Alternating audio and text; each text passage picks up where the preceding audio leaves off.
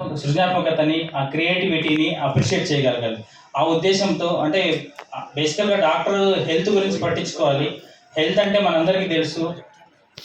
వ్యాధి లేకపోవడాన్ని ఆరోగ్యం అని అనము. ఫిజికల్‌గా, సోషల్‌గా, మెంటల్‌గా, స్పిరిచువల్‌గా వెల్ బీయింగ్‌ని బాగా ఉండడాన్ని మనం ఆరోగ్యం అంటాము.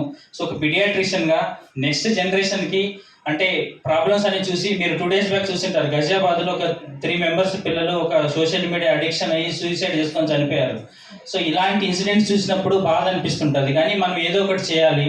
సో, రియాక్షనరీగా అట్లా బాధపడి వదిలేయడం కాకుండా ఒక ప్రతిస్పందనగా నా వంతుగా ప్రయత్నం చేయడంలో భాగమే ఈ పుస్తకాన్ని రాయడము.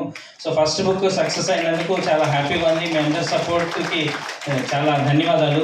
సో, పెద్దలందరూ కూడా అంటే నేను ప్రత్యక్షంగా పరిచయం లేకపోయినా కూడా ఏనుగు నరసింహారెడ్డి సార్ కానీ, ఆకెల రాఘవేందర్ గారు కానీ ఈ ఈవెంట్‌కి రావడం చాలా ఆనందము.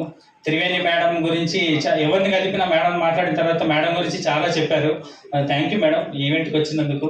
సో, ప్రసాద్ జీ అయితే ఇంకా గురువు గారు లాగే జీవితంలో చాలా విషయాలు గైడ్ చేస్తూ ఉంటారు.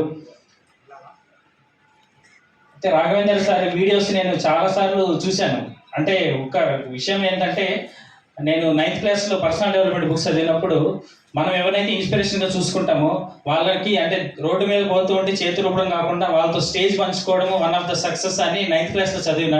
ఈరోజు మీ వీడియోస్ చూశాను సార్. మీతో పాటు స్టేజ్ పంచుకున్నందుకు చాలా హ్యాపీ అనిపిస్తుంది. పెద్దింటి అశోక్ గారు నాకు అంటే నేను రచయితని కాదు కానీ కాకపోతే రాయాలనే సంకల్పం ఆయన చూసిన తర్వాత కలిగింది.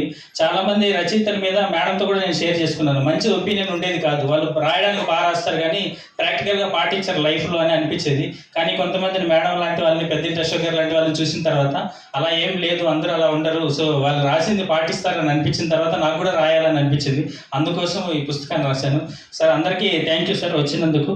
Thank you sir.